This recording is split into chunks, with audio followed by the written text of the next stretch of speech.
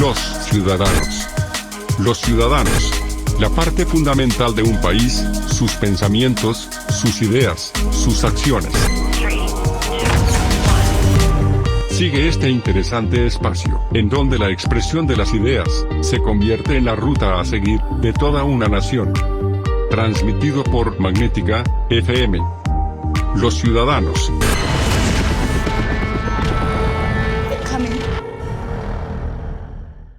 Hola, ¿qué tal? Muy buenas tardes. Sean bienvenidos a un programa más de Los Ciudadanos. Les recuerdo que este espacio está diseñado por y para usted, una iniciativa del doctor Fernando Maldonado López, un hombre, como siempre le decimos, visionario, y que aperturó este espacio precisamente para que usted tuviera una voz, para que pudiera expresar sus opiniones y que obviamente contara con un espacio plural en donde obviamente sus opiniones son lo más importantes. Hoy tengo el gran gusto de recibir una vez más en este espacio, su espacio, en esta su casa, a un personaje pues muy importante en nuestra vida democrática. Les estoy hablando del vocal ejecutivo del Instituto Nacional Electoral aquí en San Luis Potosí, el licenciado Sergio Pablo Aispuro. ¿Cómo estás, licenciado? Muy bien, gracias Raquel. Pablo Sergio. Pablo Sergio, siempre no pasa nada, es común esto, pero muchísimas gracias a Magnética por invitarme, a mi amigo Fernando Maldonado López, que efectivamente es un visionario, un hombre entregado a la comunicación, pero también con una profunda emoción social por todo lo que tenga que ver con la democracia. Muchas gracias, Fernando. Sí, pues muchas gracias también a usted por siempre atender a nuestras invitaciones y sobre todo porque estamos ahorita enfrente pues de muchas situaciones que incumben a la ciudadanía y esta participación que siempre le decimos, a veces pensamos que se queda en las urnas el día de las votaciones cada 6 o cada 3 años.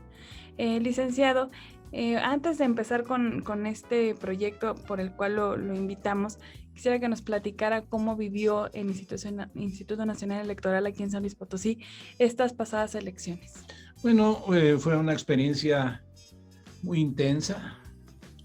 Realmente fue un reto. Yo creo que en este momento soy de los decanos del Instituto Nacional Electoral, considerando que tengo prácticamente 29 años y he visto las elecciones desde el 94, 97, 2000, 2003, 6, 9, 12, 15, 18, 21. Entonces, digamos que afronté de manera personal una elección sumamente complicada, con un contexto político también complejo, de crispación, de polarización, y crispación alentada desde espacio del gobierno federal, lo que es más serio todavía, también con un contexto de pandemia inédito. Yo también no me había tocado ver una cosa tan espantosa. Prácticamente se detuvo el mundo, se frenó, cambió el ritmo de la civilización. La globalización hizo cundir rápidamente la pandemia, la globalidad, digamos, pero también generó respuestas más rápidas y más inmediatas, solamente diferenciadas entre países a partir de cómo administraron los gobiernos la pandemia. Esos fueron dos escenarios, pero en México tenemos un escenario previo, que es el de la violencia, la inseguridad, la criminalidad, que está pues en amplios sectores de la geografía nacional. Entonces, entre delincuencia, pandemia, tensión política, y además con un Instituto Nacional Electoral cuestionado desde el poder público, por una parte, pero robustecido desde la sociedad civil. En este momento, Raquel, estimo que la aprobación social, el bono de confianza de la gente en el INE es del orden del 71-72%. En mayo estamos hablando del 68%, de una aprobación del 68%. Entonces, igualmente tuvo un elemento adicional que lo hizo más complicado. La operación es la más abigarrada, la más prolija, la más llena de cosas en la parte operativa. porque estamos trabajando con un esquema de organización de elecciones que nació hace 30 años, pero además que tenía un precedente en las leyes desde mucho antes. Esto es de ponerle las casillas al ciudadano cerca de su casa.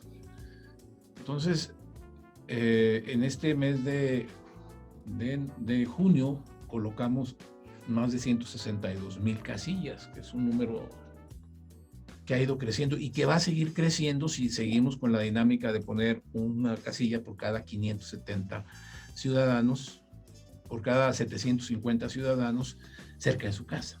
Pues esto no va a parar, tenemos que entrarle ya a las tecnologías.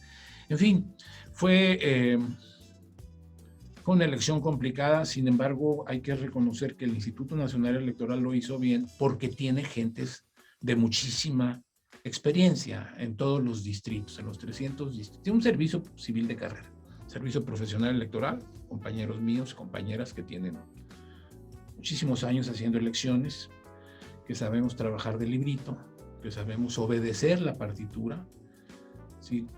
Hacer lo que cada quien corresponde y sale muy bien. Digamos que el instituto tiene una gran disciplina de operación interna y una gran calidad de dirección, de alta dirección y mucha experiencia, y salió bien la cosa, ¿no? Y algo muy importante que estuvo en todas las, pues en los medios, es la gran participación ciudadana. Tuvimos una participación del 52% a nivel nacional, pero hay que destacar que en el caso de San Luis Potosí llegamos al 58%. Esto quiere decir que estamos 6 puntos arriba de la media nacional. Es una entidad muy participativa, básicamente en lo que no es la capital, ¿eh? O sea, lo que es el altiplano, lo que es el centro y lo que es la Huasteca. La capital no lo es tanto, sí está en la media nacional, pero lo que le dio un levantón fue la votación de la Huasteca, del altiplano y de la zona centro. O sea, hubo más participación en estos espacios. Sí, bueno, considerando que esta fue una elección intermedia, sí. Esta es la elección intermedia, y con intermedia quiero decir aquellas elecciones que sean cada 6 años que no son para elegir presidente. Elegimos presidente el 18, por lo tanto la intermedia entre el 12 y el 18 fue el 15, entonces la intermedia fue el 15 y luego fue el 21 y lo será el 27, ¿no? Y como lo fue el 2009 y así. Tuvimos una gran participación en el 97, hace 23 años, 24 años, 97, pero en lo que va del siglo, en lo que va del milenio, esta ha sido la elección intermedia más alta, que creo que tiene que ver básicamente con los escenarios de polarización que están como forzando a la ciudadanía a participar porque hay proyecto de país y otro sector que, digamos, el presidente está obligando a posicionarse, y creo que eso fue un elemento que empujó esta participación hacia arriba. En este recuento de los daños, dirían la canción, en la cuestión de la violencia y la seguridad, y sobre todo, como usted dice, fue histórico porque enfrentamos este escenario de la pandemia. ¿Qué nos puede decir acerca de esto? Digo, sabemos que antes de que se dieran las elecciones a nivel nacional, pues hubo muchos candidatos que perdieron la vida a manos del crimen. ¿Qué escenarios vivieron en cuanto a seguridad y en cuanto a la pandemia? Me parece que digamos que faltan todavía, que habrá que hacer un estudio más conforme vaya pasando el tiempo, digamos, en términos de mayor objetividad. Se perdieron muchas vidas a manos de la violencia o a manos de la delincuencia organizada, es decir, de manera violenta. Tendremos que hacer el análisis. Ha habido referencias en la cual el Instituto Nacional Electoral no se posiciona, pero ha habido referencias de que el crimen organizado se metió como nunca antes a los procesos electorales, determinando quién podía ser candidato o candidata y quién no podía hacerlo. Hay muchas narrativas alrededor. Yo creo que en este momento no tenemos elementos para posicionarnos al respecto, solamente lo que vemos en los medios. ¿Hasta dónde entró el crimen organizado para definir candidaturas o para definir dimisiones, renuncias o incluso cómo la gente podía votar o no podía votar. Me parece que esa es una materia pendiente que tenemos. Creo que tenemos que estudiarlo y ver qué fue lo que realmente sucedió y cómo se inclinó si lo hubo, cómo se inclinó. Lo que sí, de bote pronto, es absolutamente lamentable que la política esté perdiendo los perfiles de un oficio absolutamente honorable, como debe ser, como ha sido siempre, porque pues, finalmente la política es no solamente necesaria, es imprescindible. Solamente a través de la política se construyen acuerdos. No hay otra forma de conformar el poder público. No hay otra manera de construir el poder público que a través de la política y las elecciones, por lo menos en un país democrático. Entonces es lamentable pues que esté permeada la política, esté bañada, esté penetrada por el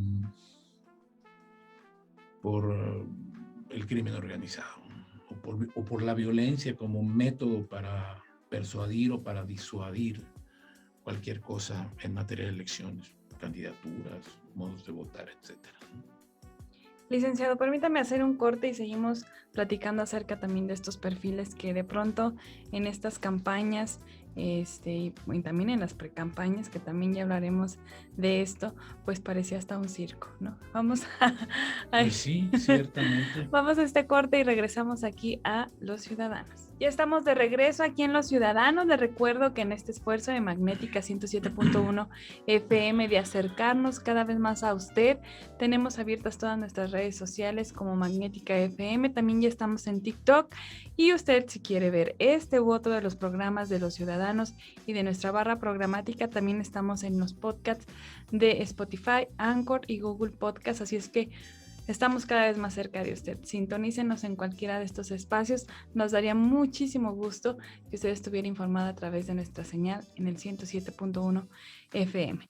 Licenciado, nos quedamos hablando de los perfiles y yo le decía que vimos en precampañas y campañas, pues esta parte, como usted lo señaló, que se va desvirtuando la política y que de pronto pareciera que estamos votando por popularidades y no por perfiles preparados.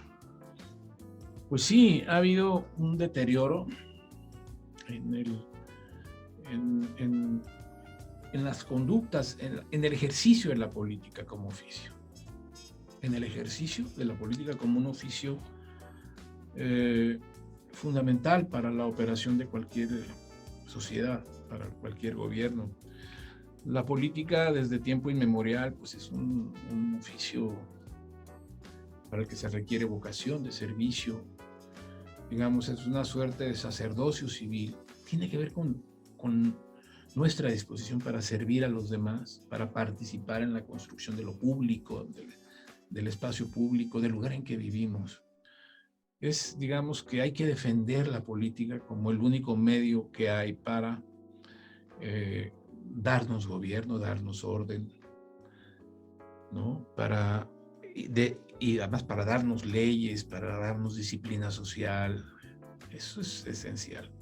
Pero sí ha habido un deterioro, y es grave, es severo, porque ese deterioro también habla de valores, habla de la ética, y cuando la política deja de verse como un servicio y comienza a verse como un negocio, pierde altura y pierde esa trascendencia y se convierte en una cuestión meramente pragmática. ¿Cuánto gano? Entro. ¿Cuánto no gano? Y además, si voy a ganar, no va a ser mi sueldo, tiene que ser otros beneficios. Entonces se convierte en un negocio en que la sociedad está decepcionada de los partidos y la política. Eso es una realidad. Y es algo que tenemos que entrar al rescate. Me parece que el Instituto Nacional Electoral sí ha hecho cosas para eso, pero que corresponde a los propios legisladores reforzar las reglas, no solamente para la construcción de los partidos, de cómo nacen los partidos, sino de revisar cómo aplican los recursos, cómo ejercen los procesos democráticos hacia adentro, cómo se eligen a sus dirigencias y a sus candidaturas, qué valores aplican o no aplican, cómo se conducen. Y bueno, de modo, como niños chiquitos, desde una entidad del Estado, me parece que se les tiene que revisar. Porque de 1990 a la fecha, Raquel, aquella LEGIPE original, la Ley General de Instituciones y Procedimientos Electorales, alimentada por la reforma constitucional también del 90 que dio lugar al IFE. En ese momento, la idea era, después de la caída del sistema del 88, era fortalecer el régimen de partidos políticos, y así lo reflejó la ley. Y esto implicaba alimentarlos desde el Estado, ¿sí? Darles recursos públicos desde el Estado. Esto ya estaba desde el 77, desde la reforma constitucional que sube a los partidos políticos a la categoría de entidades constitucionales. Pero entonces algo faltó ahí en el camino, porque se comenzó a volver muy fácil hacer partidos políticos. Eso lo vimos hace poco. La ley no pide una implantación previa de ciertos años a la organización que va a pedir ser partido. Entonces, prácticamente como hongos después de la lluvia, después de cada elección presidencial, es cosa de que alguien tenga un número de millones de pesos, relaciones con políticos que ya tienen cuadros operativos y a inventar, así literalmente a inventar partidos. Al INE no le queda más que obedecer la ley, atender los números, hacer el cotejo de los militantes y autorizarlo. Me parece que hay que corregir por allí también. Sí, porque de pronto en las boletas, bueno, yo veía, licenciado, perdón que le interrumpa, de pronto había pues demasiados candidatos, ¿no? Para cada puesto de elección popular, y tú decías, pues, ¿cuál es el gasto, no? ¿Qué gasto representa cada partido, las boletas, las campañas? En fin, son recursos que aunque sean 3 pesos, pues sí representa algo que es extraordinario y que no debería de pasar, porque pues 9 partidos o 9 representantes por cada puesto de elección popular de diferentes partidos, pues es complicado. Yo creo que hay que revisar todo el esquema de operación desde el nacimiento de los partidos políticos, su vida, cómo los fiscalizamos, cómo los revisamos, cómo operan. Me parece que todo eso se debe revisar. Los partidos políticos en México nacen desde lo grande a lo pequeño, no al revés, no nacen siendo pequeñitos en un pueblo y luego se conecta con otro, luego es un partido estatal y luego con la votación se hace un partido nacional. No opera así. Y además, no todos los partidos pueden tener candidatos para todos. Es decir, un partido local no puede tener candidatos federales. También habría que revisar esta parte. Pero nacen así, nacen partidotes. Es decir, Redes Sociales Progresistas fue un partido, nació como partidote. Fuerza por México nació como partidote. Partido Encuentro Solidario nació como un partidote porque nacen con cierto número de asambleas, en cierto número de entidades federativas o de distritos, y luego los reconoce el INE y ya son un partido nacional. No hay un proceso al revés. Y creo que puede tener que ver con la necesidad de que revisemos esto para que los partidos recuperen esa implantación social, esa relación con la gente, esa relación con la ciudadanía, con el pueblo, digamos, esa compartición de ideales, o que nazcan a partir de necesidades concretas. Si son necesidades de cañeros en Valles o en Veracruz, Sinaloa, o si tienen que ver con una cuestión obrera en una zona de Tijuana o de Toluca, sí tendríamos que repensar cómo nacen los partidos. Ahora, el número de partidos no nos dice mucho, porque pues, hay países como España o Francia que tienen cientos de partidos. Y van naciendo y van cambiando y tienen que ver con su propia historia política, con la propia historia de su desenvolvimiento, pues. Y esto tiene que ver con nosotros. Y sí creo que hay que revisarlo. ¿Para qué? Lo voy a decir de nueva cuenta. Para que los partidos sí sean semilleros de gente ética y honesta, porque esa gente va a conducir al Estado mexicano. Es la única manera, Es la única manera, y los independientes, pero no han pesado mucho. Y no al revés, que lo que son los partidos, o lo que han sido, lamentablemente, son semilleros de gente hábil para ver por dónde se brinca la norma y se convierte en una carrera meritocrática que, participando en un partido, seas tan creativo como para ver por dónde te brincas al INE y a la fiscalización. Y luego dicen, qué chavo tan listo, y lo vas acomodando porque tiene esas habilidades que no son nada decorosas, ¿no? Licenciado, hemos escuchado, precisamente en el tenor en el que usted nos está hablando, de ver al Instituto Nacional Electoral como este eje, pues no solamente regulador, sino como vigilante, no solamente de las elecciones, sino del proceso democrático, porque hemos visto en estos tiempos que también está observando en estas pasadas elecciones y que ha visto pues también la parte de cómo se ejercieron los recursos, la importancia de que existan estos organismos descentralizados, estos organismos que no dependan de la autoridad federal, que sean organismos autónomos. Y hemos escuchado esta parte de estos ataques para intentar desaparecer. ¿Desaparecer? El INE. Bueno. Este discurso que de pronto dices que nos cuesta mucho a los mexicanos. Eso es una vacilada, Raquel. A mí lo que me parece lamentable, a ver, estamos a unos días, y ese es un tema que luego podemos tratar, estamos a unos días del día 22 de julio, en que el INE da a conocer los dictámenes de los resultados de los gastos de los partidos políticos. No me voy a meter en eso, porque creo que puede ser materia para otra cosa, pero cuando una entidad autónoma del Estado mexicano inquieta al poder público, estamos bien, porque ni el Banco de México, ni el INAI, ni el INE, ni Coneval, ni INEGI nacieron para complacer al Ejecutivo Federal, no nacieron para eso. Todas estas entidades, todas estas nacieron expresamente para limitar al Poder Ejecutivo. Para eso nacieron. Así lo digo de claro. El INE nació, el IFE nació para organizar las elecciones fuera de la órbita del Poder Ejecutivo. ¿Por qué? Pues porque teníamos que tener una entidad autónoma que generara claridad, decencia, ética, confianza en las elecciones. No lo existía en el 88, en el 89, en el 90. Lo que pasó después del 88 con la caída del sistema no debía ocurrir en el 91, en la elección siguiente, y no ocurrió porque nació el Instituto Federal Electoral. La transparencia a través del INAI, la protección de datos personales, la evaluación de los programas sociales a través de Coneval, la administración de la estadística nacional a través de INEGI, la política de emisión de billetes, la política, la macro política a cargo, financiera a cargo del Banco de México, que tiene que ver con la emisión de billetes, la determinación de tasas de interés, en fin. El Banco Central no puede estar en manos del Ejecutivo.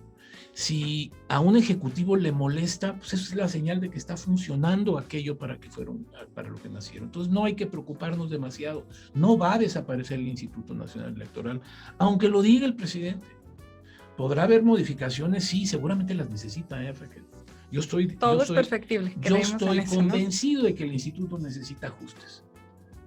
Pero tu pregunta ahorita es, ¿está sintiendo la presión del presidente de la República? Sí, la está sintiendo. Y está soltando una narrativa X relacionada a todo, ¿no? Al INEGI, al Banco de México, al INAI, al INE. Sí. ¿Pero esto lo hace como para querer concentrar el poder? ¿O para qué será? No, a ver, no me quisiera arriesgar a especulación, a especular. Solo sé que lo está haciendo. Lo está haciendo porque le está molestando y porque tiene ciertas finalidades y quiere implantar una narrativa X. Lo que yo le puedo decir es el INE se apegó a la ley, a la Constitución, vamos a seguir operando igual. Yo no puedo estar preocupado como delegado porque piense si se molesta mi gobernador o el presidente municipal. He oído esas cosas, ¿no? Un presidente municipal quiere decirle al delegado. La verdad que no puede un delegado del Instituto Nacional Electoral, también con el rango de autonomía que cada uno de nosotros tiene, estar preocupado porque le moleste a alguien, al que sea un candidato, al presidente de un partido. No, somos autoridad. somos autoridades del Estado mexicano y el INE no puede distraerse ni preocuparse por eso. Y el presidente Córdoba lo ha dicho muy bien, vamos a hacer lo que tenemos que hacer. No nos va a distraer ese ruido, ese escándalo, ese estrépito desde el ejercicio de un poder público. Ese poder público llegó por la vía democrática, tiene que quedarse ahí por la vía democrática, tiene que ser su chamba y nosotros la nuestra. Le molesta, pues lo sentimos mucho, pero vamos para adelante, ¿no? Licenciado, vamos a este segundo corte y vamos a regresar precisamente. Yo le hacía esta pregunta antes de irnos a este pequeño corte, acerca de, pues siempre de estas situaciones de querer desaparecer al INE y de hablar acerca No va de a pasar. que no va a pasar. Que la verdad, bueno, yo también estoy de acuerdo de eso, porque eso de centralizar la autoridad, este autoritarismo es terrible para el país. Para la siguiente pregunta, que es acerca de esta consulta que, una vez más, en lo personal, me tiene muy molesta. Vamos a este corte y regresamos. Ya estamos de regreso aquí en este tercer bloque en Los Ciudadanos. Les recuerdo que tenemos activas nuestras líneas en el 128-83-84 y en el 128-83-85. Obviamente usted le pone el prefijo 444. Licenciado, la pregunta del millón acerca de la pregunta del millón. La pregunta del millón, ¿quién me la va a dar? Yo se la voy a... Bueno, Don Fernando, siquiera... yo se la reclamo a Fernando. Por lo menos un desayuno, sí. A Fernando Maldonado López, claro que sí. Bueno, ahí está al doctor ya comprometido para un desayuno. Ahí le dices, ¿no? O sea, espero que nos esté escuchando. Seguramente sí, porque él, como buen jefe y además él siempre apostándole a la calidad. Unas fotos con Fernando y yo. Fernando, es en esa foto que nos tomamos y nos estás escuchando. Salimos los dos guapísimos. Traemos un saco oscuro y la corbata roja. Bueno, él sí salió muy bien, yo no. Pero Fernando, mira, aquí está Marta y dice que es modesto el licenciado, ¿verdad, Marta? No, Fernando, ahí tengo esa foto, me gusta mucho. Estamos en mi oficina, me visitó en mi oficina. Pero me debes un desayuno, no se me olvida. Le vamos a pasar este clip al licenciado. Sí. Licenciado, la pregunta, esta consulta que nos tiene a todos, bueno, en lo personal a mí de cabeza, cuestionándome además, ¿por qué necesitamos mandar a consulta algo que debería de ser, pues, una decisión del Ejecutivo? Es como para validar de que nosotros lo estamos haciendo y no él. No, en principio, yo diría que fue un planteamiento del Ejecutivo que correspondía a su narrativa, a la narrativa que trae desde hace muchos años, y me parece que se orientaba a fortalecer justamente su diagnóstico de los fenómenos de corrupción y de impunidad en el país. Es decir, no nos ha engañado en ese sentido. Esa es su narrativa, esa ha sido su bandera, eso ha manejado durante como años con el avión. Como opositor, pues. Entonces, él ha culpado a la mafia del poder, ha culpado a los corruptos, a los conservadores, ha hablado de que los presidentes de la República se enteraban de todo, que tenían... Él lo ha dicho. Entonces, cuando hace el planteamiento de la consulta popular para enjuiciarlos, bueno, lo primero que se antojó era que era absurdo. Primero porque no necesitaba la consulta para eso, basta con que el presidente de la República, si tiene todos esos elementos, los acerque, los procese a través de la Fiscalía General de la República, ya.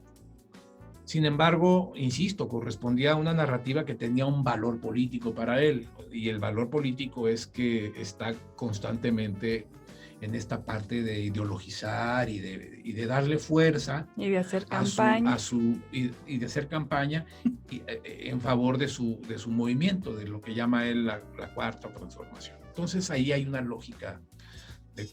El asunto es que se rompe cuando la pregunta no pasa a los filtros de la Suprema Corte de Justicia, y no pasa por 17 razones, por lo menos. O sea, estaba absolutamente fuera de lugar. Si era un tema que se podía haber planteado de una manera muy sencilla, porque normalmente las consultas son para responder un sí o un no a una pregunta muy fácil, muy sencilla, hecha en 8 o 9 palabras, 10 palabras. ¿Estás de acuerdo con que se cree el estado de las Huastecas? Sí, no, punto. Estado de las Huastecas, que era una idea de Veracruz, San Luis, Tamaulipas, Hidalgo. ¿Sí o no? ¿Estás de acuerdo con que nos salgamos del Tratado de Libre Comercio? No, sí o no. Pero aquí él hizo una pregunta, ¿estás de acuerdo en que se... ¿Qué? ¿Cómo decía? ¿Estás de acuerdo con que se enjuicie a los expresidentes? Pues por principio de cuentas, ¿enjuicie de qué? Tendrían, en un Estado de Derecho tenemos la presunción de inocencia, tiene que haber un proceso antes. Mal. Y luego poner los nombres a tales, pues no dijo López Portillo, Miguel de la Madrid, no, arrancó de Carlos Salinas hasta Peña. Sí, ¿cuáles son sus parámetros? No tenía parámetros, o sea, allí, así, ¿no? A estos.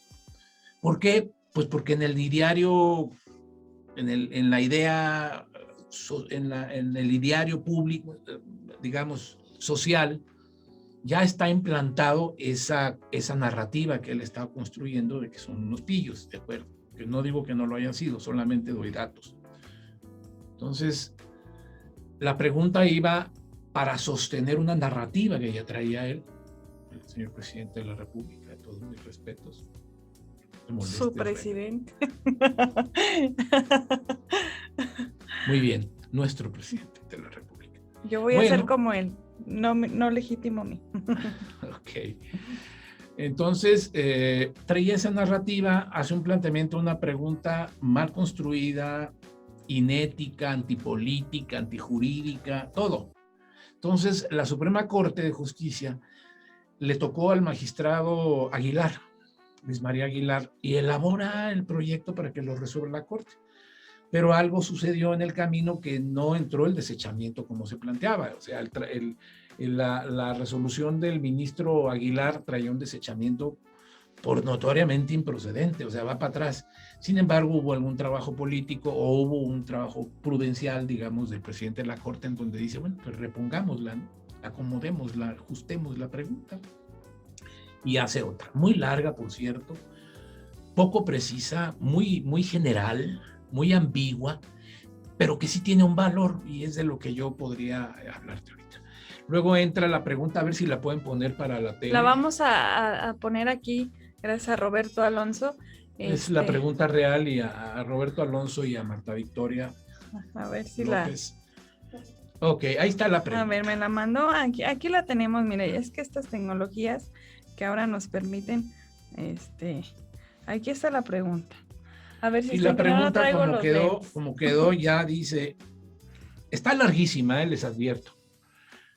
¿Estás de acuerdo o no en que se lleven a cabo las acciones pertinentes con apego al marco constitucional y legal para emprender un proceso de esclarecimiento de las decisiones políticas tomadas en los años pasados por los actores políticos? Proceso de esclarecimiento encaminado a garantizar la justicia y los derechos de las posibles víctimas. Ahí dice sí, no y nada más. Ya alguien sugería que le pusiéramos sí, no y un tercer cuadrito que dijera, ¿me puede repetir la pregunta? O no me importa. ¿No? El caso es que aquí está, y si lo dejamos aquí, hacemos el análisis. Ay, es que los actores políticos, o sea, yo lo que entiendo es que los actores políticos no se centran solamente en los presidentes de la República, ¿no? Así es. Esa es una cosa. La Suprema Corte de Justicia no habló de expresidentes. Así que no los engañen, porque yo traigo una discusión ahí de lo más necia con un paisano mío, de lo más necio también, que insiste en que se refiere a los expresidentes. Bueno, puede derivar a responsabilidad de expresidentes, de acuerdo, eso sin duda, pero también de secretarios de gobierno, de policías federales, de comandantes de la federal, de secretarios del trabajo, de presidentes municipales. De todo el Estado mexicano. De dirigentes de partidos políticos, de diputados, de senadores, de líderes de sindicatos. Actores políticos es una expresión muy amplia. 2. No habla que hayan tomado decisiones gubernamentales. Habla de decisiones políticas. Decisiones políticas son, pues, votar en favor de que la coalición de tu partido sea en un sentido o en otro. Decisiones políticas es un mundo amplísimo. Bien. Todo indica que al recomponer la pregunta, la Suprema Corte se orientó a empujar, a presionar hacia el establecimiento de mecanismos para saber la verdad de algo y luego procesarlo. como que ha habido una historia de oscuridad, de opacidad, de carpetazos en México. ¿Qué pasó con Acteal, con Aguas Blancas? ¿Qué pasó en San Fernando, Tamaulipas? ¿Qué pasó en Allende, Coahuila? ¿Qué pasó con los 43 de Ayotzinapa? ¿Qué pasó? ¿Qué pasó? Porque la frase típica es hasta sus últimas consecuencias, caiga quien caiga, y luego no pasa nada y no tenemos procesados o sentenciados en ninguno de estos casos. Entonces, creo que la Suprema Corte está empujando a que se vuelva eficiente la persecución y la sanción del delito en México. Porque hay delitos, se abre la carpeta, no hay fuerza investigativa o no llega a ningún lado. Me parece que ese es el poder que tiene esta pregunta, aclarando que no tiene nada que ver con expresidentes. ¿Y por qué se sigue manejando este discurso, licenciado? O sea, yo lo escucho, la consulta para enjuiciar a los expresidentes, para... Porque hay un interés detrás, porque se trata de avalar el propósito inicial, el propósito del presidente de la República y es su partido y es su fuerza política. Bueno, vamos a nuestro último corte, licenciado, y usted me dice, ¿qué va a pasar si todos, que va a ser lo más lógico por esta forma en la que se ha manejado este discurso, que la mayoría de las personas voten que sí? ¿Qué va a pasar? Ahora platicamos de eso. Platicamos después de este corte. Quédese con nosotros, estamos aquí en Los Ciudadanos. Ya estamos de regreso en este último bloque. Le digo que cada vez que viene el licenciado, siempre se nos pasa el programa. Ya debería de tener su programa aquí, licenciado. Pues, Fernando, en el desayuno. Hagamos uno que se llame, hablemos de política con Raquel y Pablo Serio, y así lo hacemos. Imagínese. Tendríamos muchísimo éxito. Y luego más, si nos vemos en las redes sociales. Sí, a lo mejor hasta nos porque contrata somos un guapos. Partido, nos contrata el Verde durante una campaña. Ay, Dios. ya lo van a regañar allá, mire. No, me va a regañar allá, pero bueno. Marta, ya. Denme un color, es que se me ocurrió ese color por serenidad. Políticamente correcto. Gracias.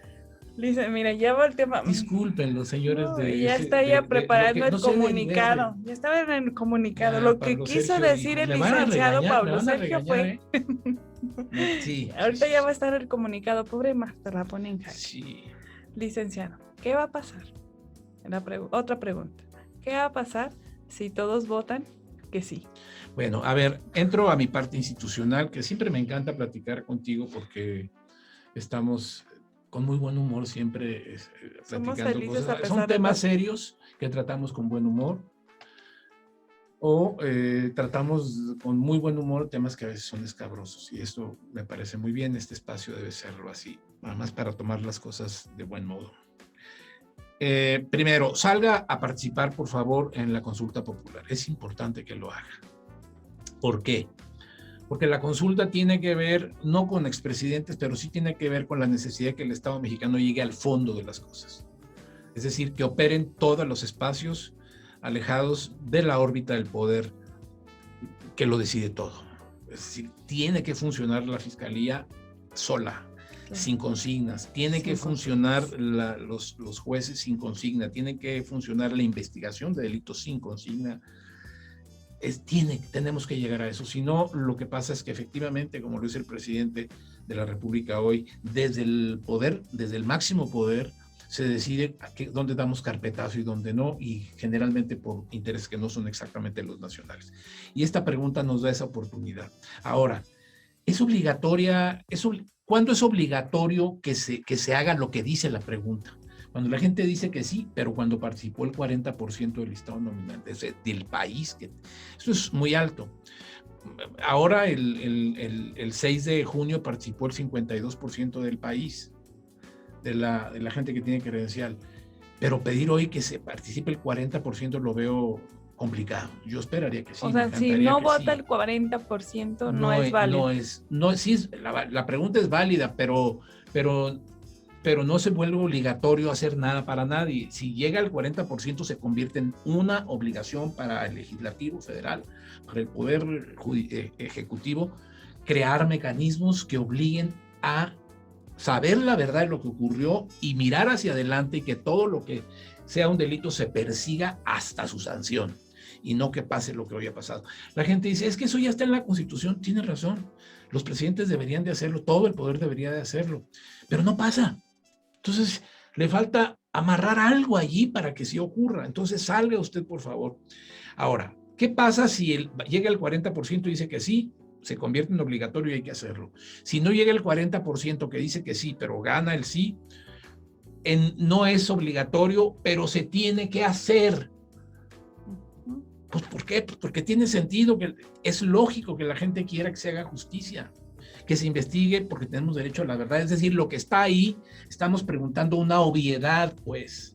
Pues sí, porque eso es lo que debería de hacer el Estado mexicano, ¿no? Es como decir, ¿quieres que metan a la cárcel al que te robó? Sí. Pues yo creo que eso no se debería preguntar. No, y otras cosas no se deben de preguntar, pero bueno, esa es la narrativa de hoy, que la gente decida si castigar a los criminales. Que la gente decida si meter al bote al que se robó, en fin. Sí tiene fuerza la pregunta, ojalá que sea un sí, pero aunque no llegue el 40% a votar y nada más llegue el 23%, el 25%, lo que allí dice deberá convertirse en una realidad real, no una realidad legal. Puede estar ahí en la norma. La gente que nos escucha va a decir, es que ya está en la Constitución, en un Estado de Derecho debería suceder, pero no sucede. Ok. ¿Qué pasa si la gente gana el no? No va a pasar. Pero teóricamente si llegara el no, porque la pregunta está ahí y la gente puede decir que no, pues la pregunta está allí. Sería la cosa más extraña del universo, porque sería que la gente saliera a decir que no se aplique la ley, que no se persigan delincuentes, que haya una amnistía general para todos los actores del pasado que tomaron decisiones políticas que afectaron derechos humanos, generaron víctimas. O sea, el no es un absurdo contraderecho, contra el Estado de Derecho. Pero bueno, entiendo que sea el que sea el resultado o debe obligar al Estado a ya tomar decisiones para que se esclarezcan hechos del pasado y que para los que vienen en adelante, si hay decisiones políticas, se sancionen. Y ojo, eso quiere decir que hoy o dentro de 2 años tendremos el derecho de plantear que me digan por qué se clausuró por qué se canceló el Naim. Tengo derecho a saber por qué se canceló el Constellation Brands o por qué se compran los medicamentos que se compran o por qué no se compran. Sí, o sea, tenemos derecho a la verdad. Por lo tanto, esto es una instrucción para todos. Y créanme, no estoy politizándolo, no me estoy orientando en contra del régimen, solamente estoy hablando de lo que dice allí. En algún momento las decisiones de hoy serán decisiones políticas del pasado y los actores políticos de hoy que la están tomando serán en un futuro actores políticos del pasado y les alcanzará la fuerza de esta consulta, ¿no? Todo cae por su propio peso, dicen. Licenciado, ¿hubo algún recurso extraordinario para poder llevar a cabo esta consulta? No. ¿Y cómo va a operar? Digo, ¿se hizo la invitación también a funcionarios de casilla, a ciudadanos para que va a ser aceptaran? Igual. A ver, no hubo recursos extraordinarios, vamos a gastar 528 millones de pesos. Es recurso que tiene el Instituto Nacional Electoral, pero que se va a reorientar, era para otras cosas. Lo jalamos después de que calculamos cuánto gastamos. Cuando ya cerramos los compromisos financieros de la jornada electoral, del proceso electoral que termina ahora, generamos ahorros y calculamos que podíamos instalar, cuántas mesas podíamos instalar. Con los 500 millones podemos instalar 57,000 casillas o mesas de consulta. 57,000, nosotros ya nos olvidamos de las secciones electorales, no podemos trabajar con ellas, tendremos que trabajar con otro concepto territorial. Inventamos algo que se llama unidades geográficas, son muchas menos. En el estado de San Luis son 570. Son 570, vamos a poner 1,262 mesas. Pusimos 3,750 casillas electorales, 3,750. Ahora vamos a poner 1,262 casillas consultivas, digamos, mesas consultivas. Vamos a requerir nada más a 3 personas, 3 funcionarios de mesa directiva por cada una de estas mesas. Vamos a poder recibir hasta 2,500,000 personas en el estado, porque cada mesa puede recibir 2,000 personas. Si multiplicamos estos 1,262 por Dije, saca la por calculadora. 2,000 nos da 1.524.000 personas, más o menos. Y tenemos un padrón electoral de 2.071.000 personas con credencial. Entonces estamos perfectamente. Van a trabajar de 8 de la mañana a 6 de la tarde. Igual todo el mundo va con su cubrebocas, todas las medidas sanitarias. Igual vamos a tener un conteo rápido. No hay un PREP, pero sí les vamos a decir a la gente, al país, cómo quedó lo de la consulta, qué porcentaje de la ciudadanía votó por el sí, básicamente va a ser por el sí. Vamos a prohibir que las casas encuestadoras adelanten resultados. No pueden participar partidos políticos alentando en un sentido o en otro. Bueno, lo estamos viendo, está pasando, pero pues no dice partido político. Okay. Suponemos que hay fuerzas políticas detrás, para los que somos muy listillos. Entonces, muy agudos. Entonces, va a ser muy parecida. Solo que le resumo la pregunta. ¿Está usted de acuerdo en que se esclarezca qué pasó en algunos hechos del pasado que generaron víctimas? Bueno, pues yo le sugiero que vaya y nos diga. Yo voy a ir y voy a decir que sí estoy de acuerdo, porque creo que le falta una apretón al Estado para que los que tienen la responsabilidad sí se muevan en vez de dar carpetazos y guardar los expedientes por ahí. Pero eso aplica también para los últimos 3 años como para los años pasados, ¿eh? Aplica para todos. Aplica para todos. Licenciado, ¿y la gente que va a estar apoyando en estas mesas sí quiere participar en esta consulta? Pues mire, ahorita ya estamos en el 90 y tantos por ciento, 96% completadas todas las mesas, vamos a decir mesas receptoras. Todas las casillas ya están completas y los estamos capacitando. Vamos a tener operativos, de hecho ya estamos haciendo simulacros vivos, reales. Este domingo trabajamos pues, todo el domingo y estamos haciéndolo muy bien, o sea, va a salir bien. Bueno, va a salir como le salen las cosas al INE, bien. Bueno. A otros que no reparten bien las cosas, pues no les salen bien, pero a nosotros sí nos van a salir bien. No sé por qué dije eso. No sabemos. Lo vamos a dejar así en lo que diga la gente. El INE, la experiencia de la gente es que nos salen bien las cosas. Las hacemos bien las cosas.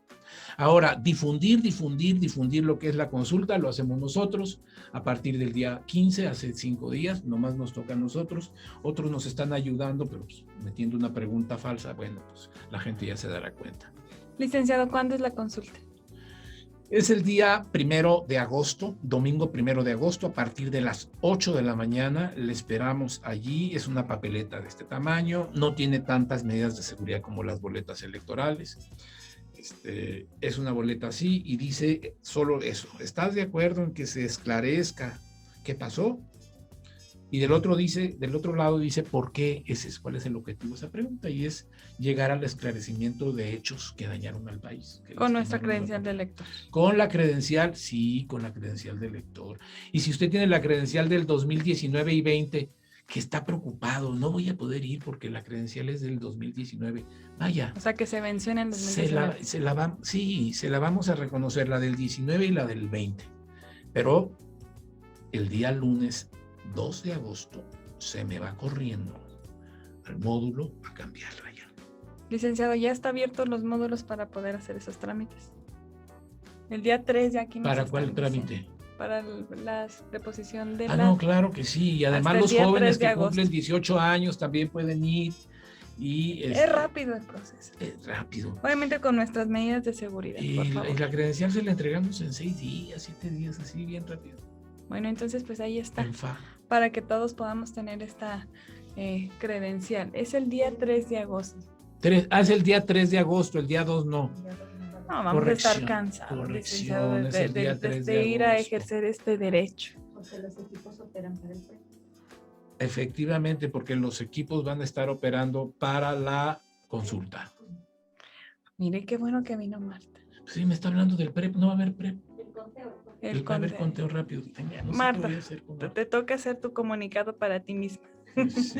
Licenciado, qué gusto de verdad. Me pone tan de buen humor. Me alegra la tarde. Ya nos vemos. Muchísimas gracias la mañana todavía. Espero que también les dure para la tarde, ¿no? Bueno, licenciado, muchísimas gracias.